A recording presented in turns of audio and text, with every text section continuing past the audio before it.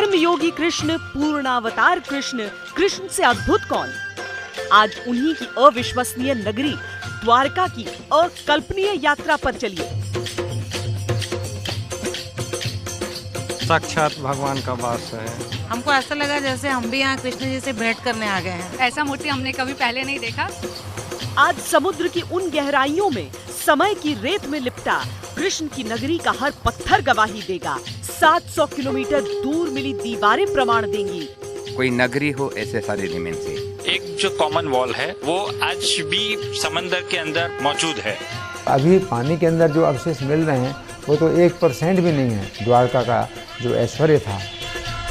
वो अब तक अदृश्य रहा, अनदेखा रहा, पर हम दिखाएंगे वो जगह जहाँ कभी रहते थे कृष्ण। श्री कृष्ण है, देखो जिसकी जिसकी मन की भावना है, जिसे जैसा जैसा मन में जैसा भाव है वैसे भगवान दिखते हैं।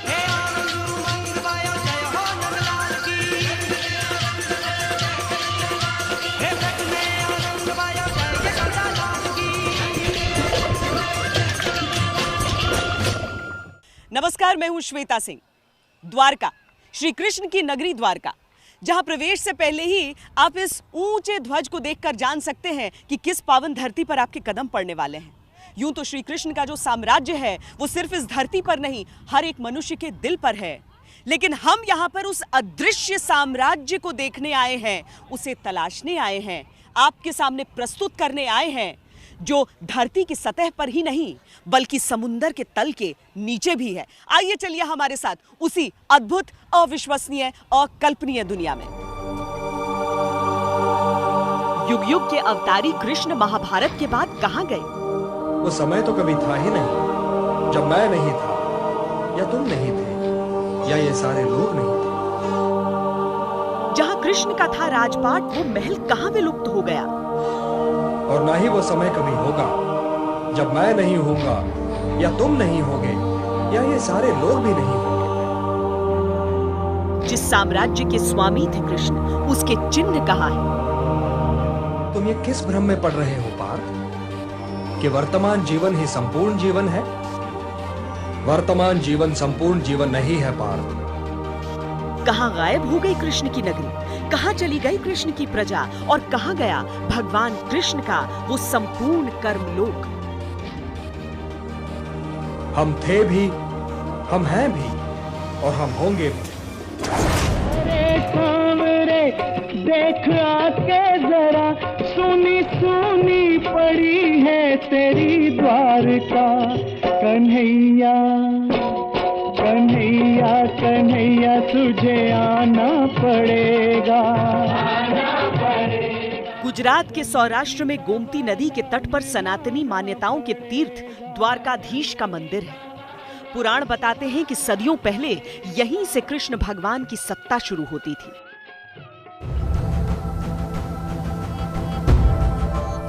यहाँ का कण कण कृष्ण की कर्म लीलाओं का साक्षी हुआ करता था। आज यहाँ सिर्फ समुंदर की लहरों का शोर सुनाई देता है। सामान्य मनुष्य तो नदियों की भांति है जिन्हें व्याकुलता बहा ले जाती है, परंतु उन्हें अपने मार्ग का ज्ञान नहीं होता। वो तो अंधाधुंध बही जाती हैं, क्योंकि वो केवल बहने ही को अपना कर्म समझती हैं, और वो अपना सारा जल, अपनी सारी उथल पुथल सागर में उड़ेल देती है। कभी कृष्ण के साम्राज्य की दुंदुभी बजा करती थी। हर तरफ कृष्ण थे, सब कुछ कृष्णमय था। गुजरात के पश्चिम में बसे द्वारका शहर की ओर बढ़ते हैं तो दूर से ही आसमान को चीरकर सनातन धर्म का बखान करती धर्म ध्वजा ये संदेश देती हुई दिखती है कि यहाँ से साक्षात मोक्ष का पवित्र धाम शुरू होता है। यहाँ से हिंदू धर्म का तपतीर्थ शुरू होता है। यहाँ से द्वारकाधीश का साम्राज्य शुरू होता है। स्वागत है आपका भगवान श्री कृष्ण के कर्मलोक की पावन भूमि पर। कर्मण्येवाधिकारस्ते मा फलेषु कदाचन, मा कर्म फल हेतुर्भूः माते संगोस्त्वा कर्मणि। कहानियों में, किंवदंतियों में, किस्सों में और मान्यताओं में ऐसा माना जाता है कि लीला समाप्त होने के बाद कृष्ण जब बैकुंठ लौट गए तब उनकी नगरी भी एक दिन समुंदर में समा गई। आज भी समुद्र के नीचे कृष्ण की वही द्वारका मौजूद है। आज भी समुद्र की अनंत गहराइयों में कृष्ण के वैभवशाली राज्य के सारे साक्ष्य मौजूद हैं। अच्युतम केशवम राम नारायणम कृष्ण दामोदरम वासुदेवम हरे। आज हम इस अथाह समुंदर का मंथन करेंगे, इसकी गहराइयों में उतरेंगे और खोज करेंगे कृष्ण की कर्मभूमि द्वारका की।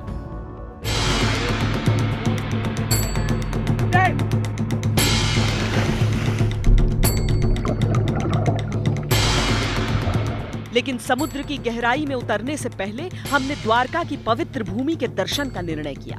भगवान कृष्ण मथुरा में जन्मे, गोकुल में पले बढ़े, फिर उन्होंने अपने साम्राज्य की स्थापना गुजरात के द्वारका में आकर की।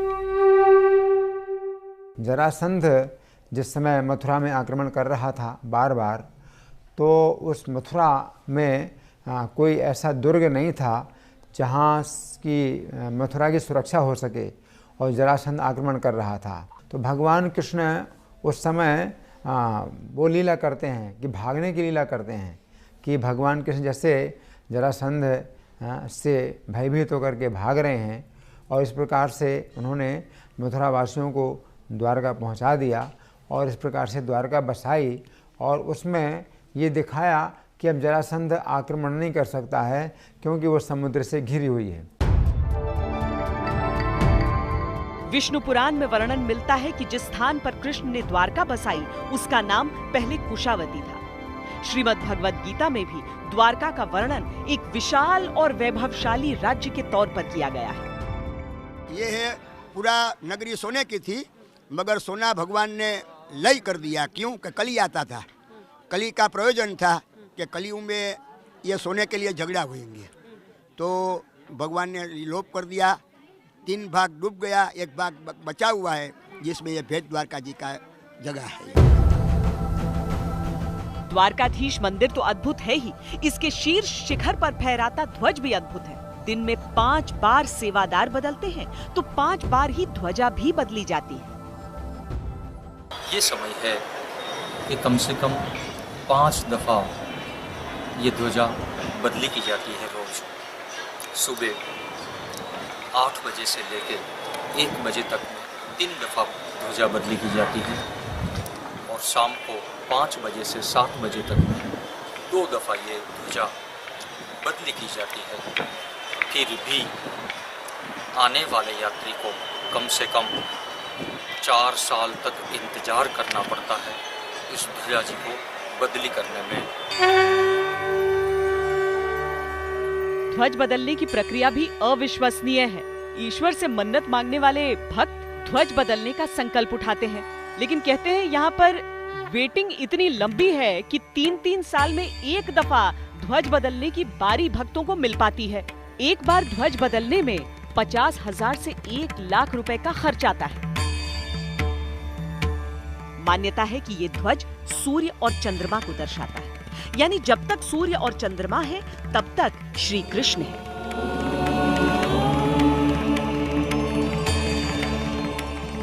ये मंदिर अपने आप में अद्भुत है। 7 मंजिला इस मंदिर में 72 स्तंभ है। चूने पत्थर से निर्मित इस मंदिर ने कई बार आक्रमण झेले हैं, कई बार इसका जीर्णोद्धार हुआ है, लेकिन आज भी ये अपने मूल स्वरूप में नजर आता है। ये मंदिर इतना सुंदर है कि इसे त्रिलोक सुंदर यानी तीनों लोकों में सबसे सुंदर कहा जाता है। जगत मंदिर कहा जाता है। मंदिर के गर्भगृह में चांदी के सिंहासन पर श्री कृष्ण की चतुर्भुजी प्रतिमा है। उनके हाथों में शंख, चक्र, गदा और कमल है। पुरातात्विक जानकारों के अनुसार मंदिर करीब 2500 साल पुराना है। माना जाता है कि मंदिर का निर्माण श्री कृष्ण के परपोते वज्रभान ने करवाया था। द्वारका शहर का वो हिस्सा है जहां से गोमती नदी होकर गुजरती हैं और समुंदर में जाकर मिल जाती हैं। इसीलिए यहाँ पर अगर आप देखेंगे तो आपको बहुत शिथिल पानी नज़र आएगा, उतनी लहरें नहीं उठती हुई नज़र आएंगी, क्योंकि नदी और समुंदर दोनों हैं यहाँ। और साथ ही दिन के समय जब हम यहाँ पर आए थे तो यहाँ पर हमने पाया था कि समुद्र का स्तर जो है काफ़ी ऊंचा था, उन सीढ़ियों को भी ढक रहा था। लेकिन शाम होते होते और जैसे जैसे लो टाइड होता है वैसे वैसे समुद्र का पानी पीछे की ओर खिंचता है, अपने पीछे बहुत कुछ छोड़ जाता है। वो कहीं पर उथली चट्टानें भी होती हैं, वो पत्थर भी होते हैं जिन्हें देखकर ही लगता है कि कुछ पुराने निर्माण का हिस्सा है। लेकिन जो हम लॉस्ट सिटी की बात कर रहे हैं, जिस अदृश्य नगरी की हम बात कर रहे हैं, उसे देखने के लिए तो पानी में नीचे बहुत गहराई तक जाना पड़ता है। श्रीमन्नारायण नारायण। द्वारकाधीश का मतलब है द्वारका के राजा। ये 4 धामों में एक है, सप्तपुरियों में भी शामिल। जब हम द्वारकाधीश मंदिर पहुंचे तो एक असीम शांति और आध्यात्मिक वातावरण का अनुभव हुआ। 3 तरफ से जैसे चरण पखारने को व्याकुल थी गोमती की लहरें और समुंदर का आवेग। समुंदर की उन्हीं अनंत गहराइयों में कहीं आज भी ठीक वैसी ही ठहरी हुई है श्री कृष्ण की नगरी। ये तो हमेशा मैगजीन्स में निकलते रहते हैं। थेथिस का विषय भी है कि समुद्र में एक अभी द्वारिका है। अब उसका आउटपुट अभी बहुत अच्छा नहीं है, लेकिन ये विश्वास किया जाता है कि हाँ, द्वारिका एक समुद्र में भी है। अब उसका रिजल्ट कब आता है, थेथिस क्या होती है, अभी तो नहीं, लेकिन हम भी बिलीव करते हैं कैसा है। आज हम द्वारका में आए हैं। काफ़ी छोटी उम्र में ऐसा मौका मुझे मिला है कि मैं द्वारका आऊँ, श्री कृष्ण के स्थल पे आऊँ और उनके साथ रूबरू करूँ अपने फीलिंग्स को।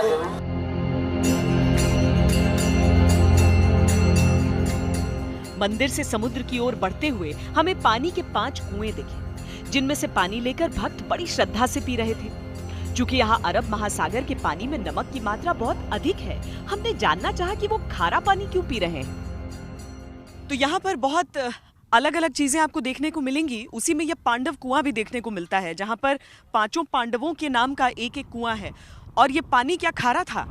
खारा नहीं था, अभी मीठा पानी यहाँ से निकलता है। पानी मीठा पानी निकलते। और देखिए, आप वहाँ पर समुंदर देख सकते हैं। वहाँ पर जैसे ही रेतीला टीला खत्म हो रहा है, वहीं पर है समुंदर, और उसके इतने नजदीक 5 कुएं, जहाँ पर जो 5 कुंड हैं, उसमें पानी मीठा कैसे आता है? पानी मीठा मीठा है सब कुंड का। 5 में 5 नदी है। पानी का टेस्ट अलग। 5 नदी के पानी है ये। पहला तो है गोमती नदी, दूसरा है जम्बूवती, तीसरा है कुशावती, 4 में है चंद्रभागा, 5 में है लक्ष्मणा गंगा। जी। ये पूर्ण क्षेत्र लंबे समय से लोगों की श्रद्धा और पुरातत्व विशेषज्ञों की कौतूहल का केंद्र रहा है। लेकिन इसका इतिहास जानने का पहला प्रयास 1963 में हुआ। पहली कोशिश में जो चीजें मिली वो करीब 2000 साल पुरानी थी और श्री कृष्ण के काल से कोई सीधा संबंध नहीं जुड़ रहा था। लेकिन 1979 में जब द्वारकाधीश मंदिर के इर्द गिर्द विकास का काम चल रहा था, तब सामने के क्षेत्र की खुदाई में कुछ ऐसी चीजें मिली जिनके ईसा पूर्व 2 ईस्वी के होने का प्रमाण था और प्राचीन सभ्यता के जलमग्न होने के संकेत भी मिले। इसी के आधार पर 1981 में उस अदृश्य अनदेखी नगरी की तलाश शुरू की गई, जो हजारों साल से सिर्फ किस्से कहानियों और आस्था का ही हिस्सा थी। 1979 में एक एक्सकेवेशन हुआ भारतीय पुरातत्व सर्वेक्षण द्वारा, और 2005 से लेकर 2007 तक अंडर वाटर आर्कियोलॉजी विंग ने यहाँ पर व्यवस्थित उत्खनन किए और यहाँ प्राप्त अवशेषों का अध्ययन किया। तो इस प्रकार 1904 से ये शुरू हुआ और 2007 में एक बहुत ही व्यवस्थित अध्ययन किया गया यहाँ के पुरावशेषों का। लेकिन उस जलमग्न नगरी तक जाने से पहले आध्यात्म का एक और छोर समतल धरती पर ही मौजूद था, जहां हमें जाना था। बेट द्वारका, जो द्वारका से करीब 30 किलोमीटर दूर ओखा के आगे एक द्वीप है। कहा जाता है कि द्वारकाधीश वो स्थान है जहां से श्री कृष्ण की सत्ता चलती थी और बेट द्वारका उनका महल था जहां वो रहा करते थे।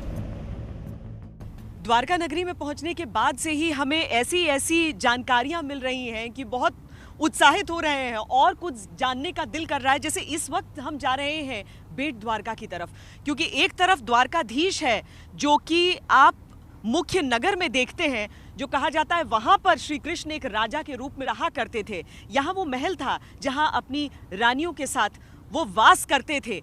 वहां पर बहुत सारे निशान बताए जाते हैं श्री कृष्ण के, आज भी मौजूद हैं। तो हम भी बहुत उत्सुक हैं जानने के लिए कि वहां पर हम पहुंचते हैं तो हमें क्या क्या देखने को मिलता है। ओखा से लगभग 5 किलोमीटर का सफर तय करके हम पहुंच चुके हैं बेट द्वारका।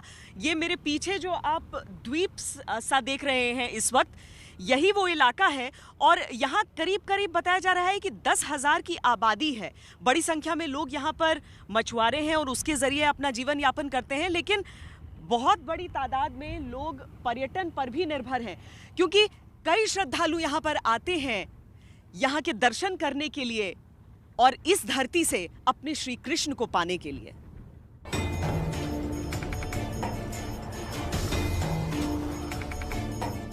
मान्यता है कि जहां आज द्वारकाधीश मंदिर है, वहां से कृष्ण अपना शासन चलाते थे और बेट द्वारका वो जगह है जहां कृष्ण का महल हुआ करता था। बेट द्वारका से क्या द्वारका नगरी जुड़ी हुई? हाँ जी, बेट द्वारका और द्वारका नगरी दोनों एक ही दर्शन है। द्वारका नगरी है भगवान का राजधानी है और बेट द्वारका है भगवान का रेसिडेंट है। ये द्वारका जी है वो भगवान का घर है। गोमती द्वारका भगवान का राज दरबार है। जैसे अपना ऑफिस और घर अलग रहते हैं, उसी तरह से ठाकुर जी द्वारका जी में रहते थे। यहाँ द्वारका जी में राज करते थे, यहाँ रहते थे। मतलब वो ऑफिस और ये घर? ऑफिस है, ये घर है।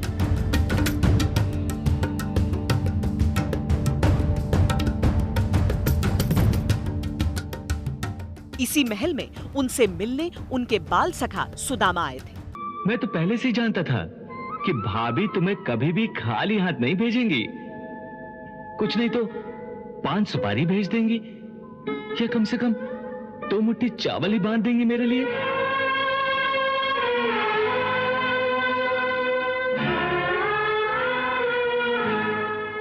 अमृत लाए हो मेरे लिए और छुपाए छुपाए फिर रहे हो। इसीलिए आज भी प्रसाद स्वरूप भक्तों को कच्चा चावल दिया जाता है।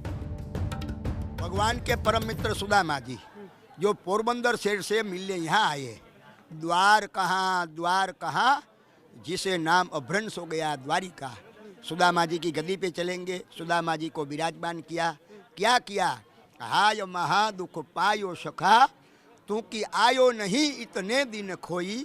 देख सुदामा की दीन दशा, करुणा कर के करुणा निधि रोई।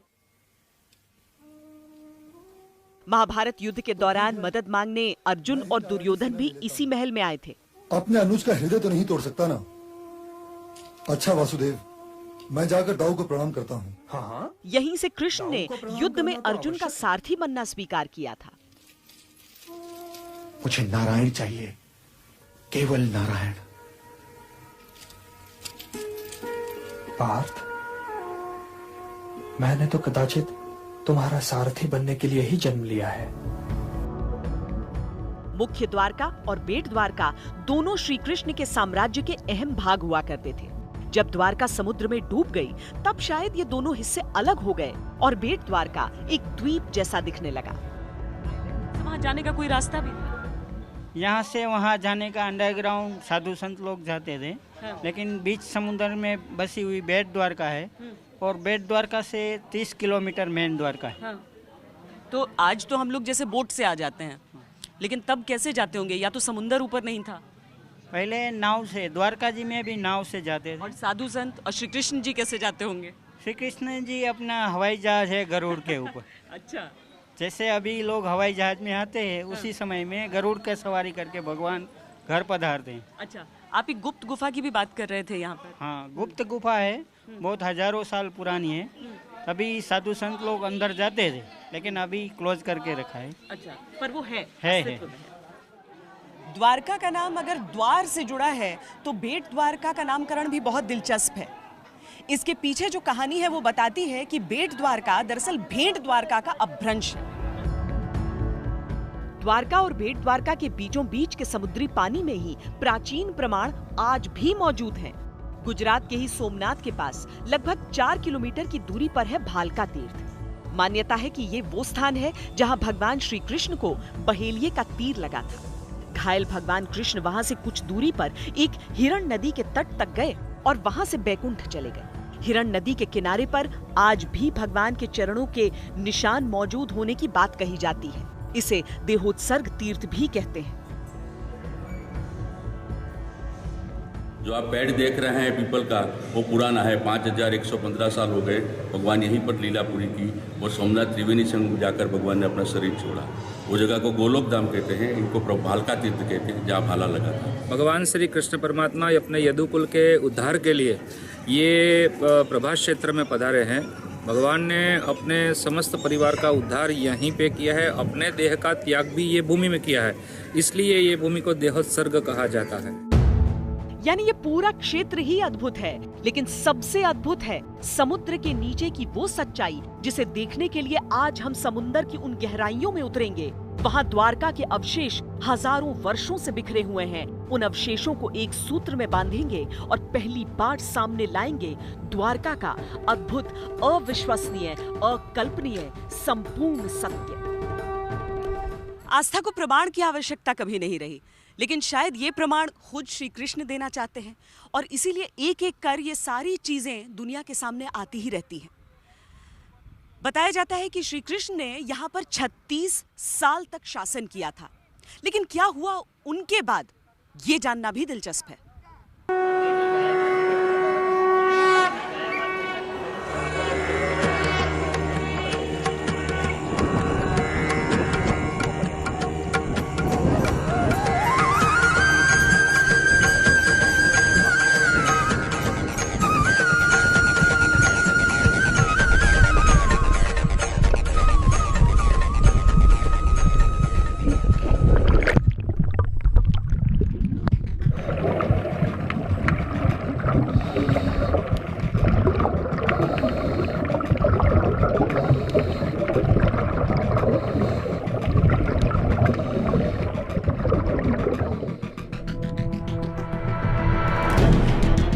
दिलचस्प तो है, पर आसान बिल्कुल नहीं है। यही कारण है कि इतने सालों में पुरातत्ववेत्ता मुश्किल से चंद कदम चल पाए। जिस क्षेत्र में श्री कृष्ण की जलमग्न नगरी के संकेत मिले हैं, वहां समुद्र की गहराई 150 फीट तक है, यानी पानी के सतह पर रहते हुए किसी भी तरह की पड़ताल संभव ही नहीं। और पानी के नीचे उतनी गहराई तक कोई डाइविंग एक्सपर्ट ही जा सकता है या फिर जाने की ट्रेनिंग दे सकता है।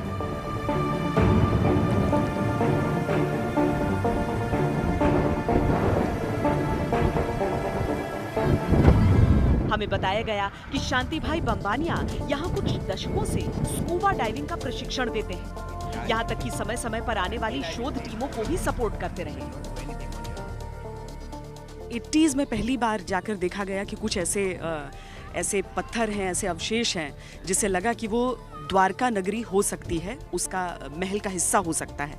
जिसके बाद बहुत मरीन आर्कियोलॉजिस्ट्स ने इसके बारे में रिसर्च करना स्टार्ट किया। आप जब नीचे जाते हैं तो आप क्या देख पाए हैं?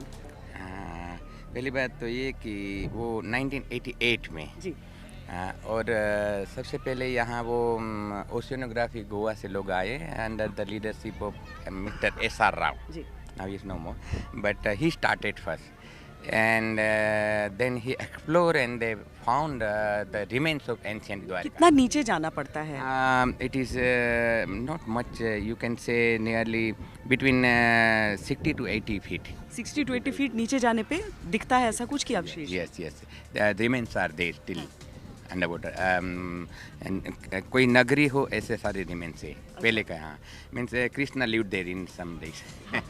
कभी कृष्ण रहते थे वहाँ पर? वहाँ रहते थे। तो लोगों की दिलचस्पी बढ़ी है देखने में, लोग आते हैं इस As I have been, मैं कर रहा हूँ ये 10 साल से, तो बहुत सारे इंक्वायरीज आते हैं, मगर लोगों को हम नहीं ले जा सकते हैं क्योंकि एक तो वो अभी it is entirely control by the archaeology department of India and research is not, वो रिसर्च अभी ख़त्म नहीं हुआ। तो वो रिसर्च ख़त्म होने के बाद गवर्नमेंट ऑफ इंडिया डिसाइड करेगी कैसे वो करना है लोगों के लिए, लोगों के लिए कैसे। अभी वैसे वो गवर्नमेंट होल्डिंग है ऑल दिस, तो लोगों को नहीं ले जा सकते। बहुत सारे इंक्वायरी फॉरेंसिक पे आते हैं, मगर simply I say them no because I can not take them. I know what is where but just I can not I have to take it. आपने जो देखा है वो जानना चाहेंगे आपसे। आपने जो देखा है वो वहाँ एक वॉल अभी दिख रहा है बहुत चौड़ा, जैसे कि पुराने ज़माने में कैसल हुआ करते थे टाउन के इर्द गिर्द, तो वैसे बहुत चौड़ा वॉल दिख रहा है वहाँ, और भी रिमेन है, और वो पूरा स्केटर्ड है बहुत सारे एरिया में। हाँ, तो मतलब उनके लिए क्वालिफाइड स्कूबा डाइवर होना चाहिए, तभी जा सकते हैं। शांति भाई पहले तो हमें डाइविंग के लिए ले जाने से कतराते रहे, लेकिन लंबी बातचीत के बाद आखिरकार वो प्रशिक्षण देने के लिए तैयार हो ही गए। प्रशिक्षण के तहत पहले मुझे इस नली के जरिए सांस लेने की प्रैक्टिस करनी थी। नाक को ढककर पानी के नीचे इसके जरिए मुंह से सांस लेना था। इसे स्नॉर्कलिंग कहते हैं। करीब आधे घंटे तक लगातार ऐसा करने के बाद हम अगले पड़ाव की ओर बढ़े। दूसरा पड़ाव ठीक द्वारकाधीश मंदिर के सामने का हिस्सा था। यहाँ की गहराई बमुश्किल 20 फीट रही होगी। सांस लेने के लिए अभी भी उस नली का ही सहारा लेना था, यानी स्नॉर्कलिंग के जरिए ही ये करना था। पानी के नीचे भक्तों द्वारा विसर्जित कलश नजर आ रहे थे, झुंड में तैरती मछलियां दिख रही थीं। ये नजारा अपने आप में अद्भुत था, लेकिन ये वो तस्वीर नहीं थी जिसके लिए हम कोशिश कर रहे थे। तो अब शुरुआती तैयारी के बाद, शुरुआती ट्रेनिंग के बाद हम जा रहे हैं उस ओर जहां पर अब समुद्र में थोड़ी सी और गहराई में उतरेंगे, जिसके बाद आगे फिर हम अगले हिस्से की तरफ पहुंचेंगे। हाँ मैडम, नाउ आपने ये सीख लिया स्नॉर्कलिंग, आप ऑलमोस्ट रेडी हैं अंदर जाने के लिए। फिर भी आपको थोड़ा प्रैक्टिस कराएंगे हम स्नॉर्कलिंग का, थोड़ा फीस दिखेंगे, आप वाटर को यूज टू हो जाओ। बाद में हम आपको अंडर वाटर ले जाएंगे और हमारा ड्राइवर आपके साथ रहेगा। You are very much safe, so don't worry.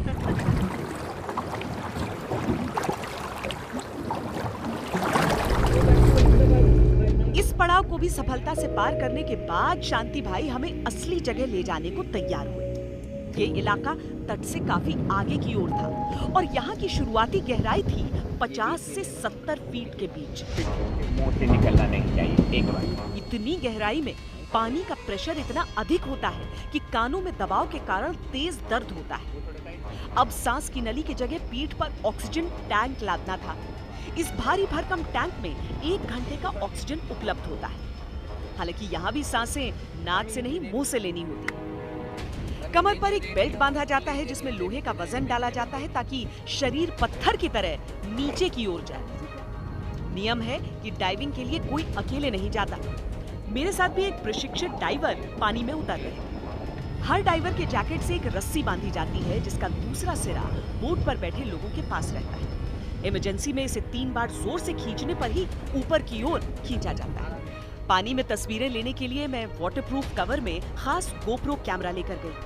पूरी तैयारी के बाद अब उस आदेश का इंतजार था जिसके बाद बिना पीछे की ओर मुड़े गहरे समुद्र के पानी में छलांग लगाई। All the way to the minimum. Dive.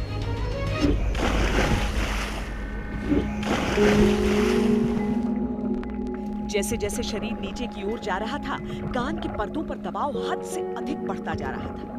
अपने ही सांस के बुलबुले कुछ देख पाना मुश्किल कर रहे थे, लेकिन श्री कृष्ण की उस अलौकिक नगरी को देखने की उत्सुकता हर दर्द पर हावी थी। लोहे के वजन के कारण भारी शरीर जब समुद्र तल पर जाकर टिका तो आसपास अविश्वसनीय दृश्य था। एक ऐसा लोक जो किसी दूसरी दुनिया का प्रतीत होता था। रंग बिरंगी मछलियां छू छू कर निकल रही थी, लेकिन हमारी नजरें तो उन दीवारों को ढूंढ रही थी जहां कभी श्री कृष्ण का वास था। समुद्री पौधों की परतों से तल ढका हुआ था, इसीलिए शुरुआत में ये एहसास ही नहीं हुआ कि वहां क्या है। लेकिन जब उन पौधों के नीचे झांकते पत्थरों को ध्यान से देखा तो लगा वो प्राकृतिक नहीं बल्कि मानव निर्मित ढांचे का हिस्सा है।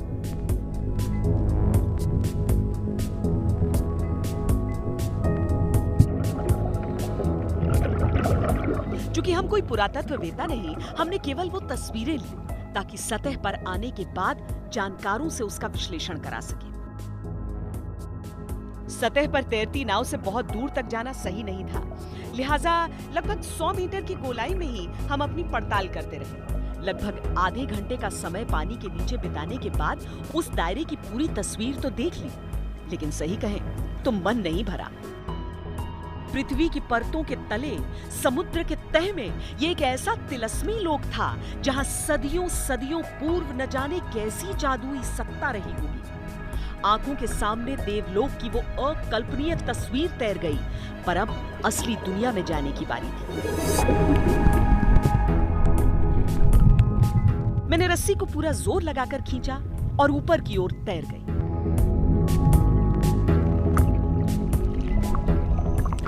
समुद्र के नीचे की एक तस्वीरें होती हैं जो कैमरे में कैद होती हैं, और दूसरी वो तस्वीरें होती हैं जो आपकी आंखों के जरिए आपके जहन में कैद हो जाती हैं हमेशा के लिए। जब आप पानी के नीचे जाते हैं, या यूं कहूं कि जब मैं पानी के भीतर गई, तो शुरुआत में तो कुछ देर आपके कानों पर इतना ज़्यादा दबाव रहता है कि आपको खुद समझ पाना मुश्किल होता है, लेकिन चूंकि आप एक प्रशिक्षक के साथ रहते हैं, इसीलिए उस आत्मविश्वास के साथ नीचे जाइए। और जब एक एक चीज़ें खुलकर सामने दिखने लगती हैं, जब उन मछलियों के साथ, उस रेत के साथ, उस रेत के पीछे का जो समय है वो आपकी आंखों के सामने घूमने लगता है, तब आपको लगता है कितना भी समय यहाँ इस समुद्र के नीचे, समुद्र के पानी के साथ बिता लें, आपको कम ही लगेगा, क्योंकि वो पूरा वक्त, वो सदियां आप एक एक कर समेटते जाते हैं अपने साथ। 1981 के बाद के 2 दशकों में यहाँ समुद्र के नीचे बड़े पैमाने पर काम हुआ। इसकी चर्चा तो खूब हुई, लेकिन ये किसी निष्कर्ष पर नहीं पहुंच सका। 2 तरह की थ्योरी सामने आने लगी, एक जो समुद्र के नीचे के निर्माण को प्राचीन मान रहा था, और दूसरा जो इससे सहमत नहीं था। इस टीम का हिस्सा रहे पुरातत्ववेत्ता आलोक त्रिपाठी अब असम में है। हमने उनसे इस प्रयास के बारे में जाना।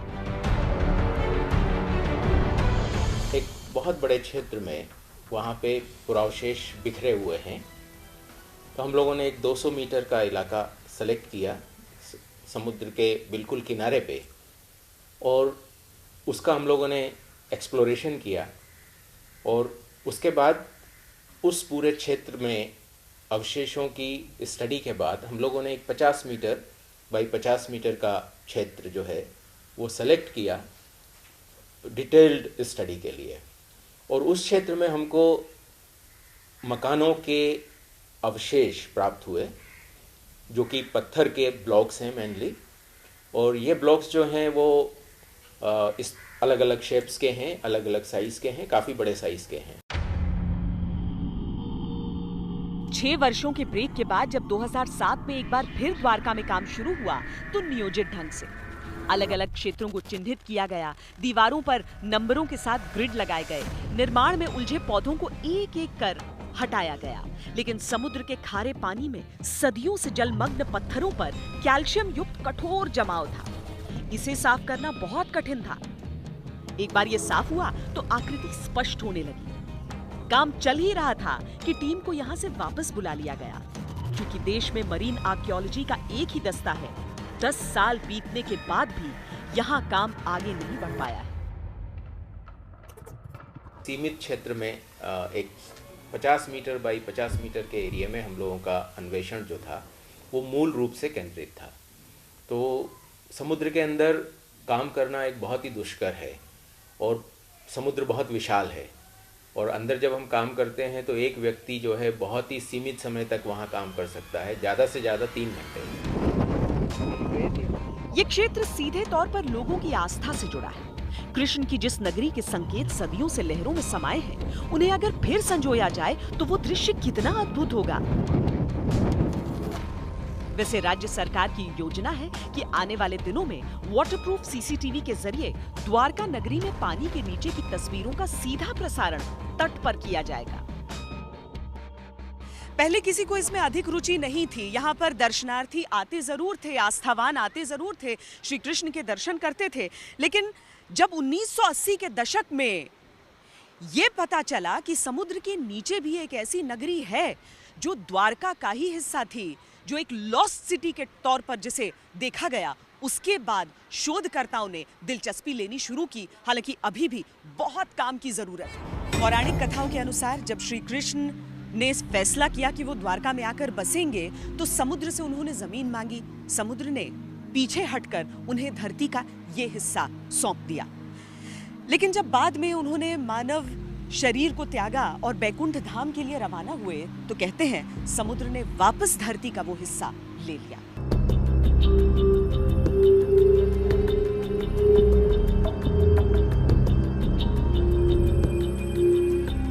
प्राचीन काल में कई द्वारों का शहर होने के कारण इस स्थान को द्वारका कहा जाता था। शहर के चारों ओर सैकड़ों मीटर लंबी दीवारें थीं, जिनमें कई द्वार थे।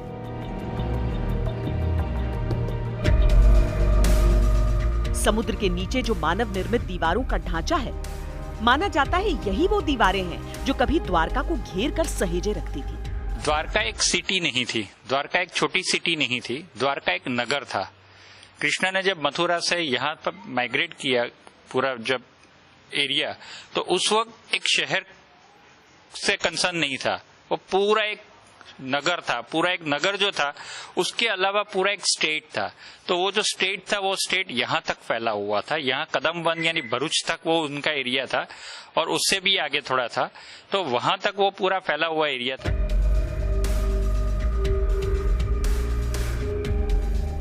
लेकिन केवल समुद्र के नीचे दिखने वाला निर्माण ही अद्भुत नहीं है। ताजा रिसर्च में सामने आया है कि दीवार के अवशेष काफी आगे तक फैले हैं। ये दीवार द्वारका से शुरू होती है और सूरत के डभारी तक पहुंचती है। वहां के पास के समुंदर में भी उसके हिस्से पाए गए हैं, जिसका सीधा सा अर्थ है कि वो दीवार कम से कम 700 किलोमीटर के क्षेत्र में फैली थी। यहाँ से लेके द्वारका तक आर्कियोलॉजिकल सर्वे ऑफ इंडिया ने भी उसके लिए एक वेबसाइट अपने यूट्यूब पे वीडियो भी जारी किए हैं। एक जो कॉमन वॉल है, जो द्वारका डभारी से लेके द्वारका तक पूरी लंबी खींची हुई थी, और दैट वाज कंपाउंड वॉल। हम जैसे कंपाउंड वॉल बोलते हैं, ऐसी एक कंपाउंड वॉल थी वो नगर की, और वो आज भी समंदर के अंदर मौजूद है। ये इसकी अगर हालत देखे या कंडीशन देखे तो आज जैसे जर्जरित मकानों की कैसे हालत है, कहीं कहीं बीच बीच में टूटी हुई भी है, लेकिन एक कंटिन्यूटी में आज भी वो दीवार समंदर के अंदर है। इस रिसर्च से इतना कहा जा सकता है कि द्वारका एक छोटा शहर नहीं था, बल्कि एक संपूर्ण विस्तृत राज्य था, जिसके राजा श्री कृष्ण थे।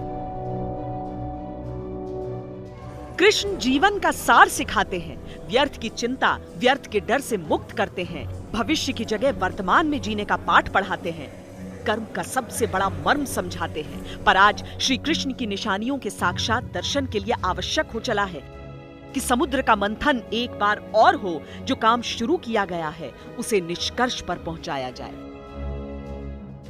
जब ईश्वर की बनाई दुनिया इतनी अद्भुत है, तो उनका अपना साम्राज्य अद्भुत क्यों नहीं होगा? अद्भुत, अविश्वसनीय, अकल्पनीय में आज के लिए इतना ही। कैमरा पर्सन हिमांशु शर्मा के साथ मुझे दीजिए इजाजत।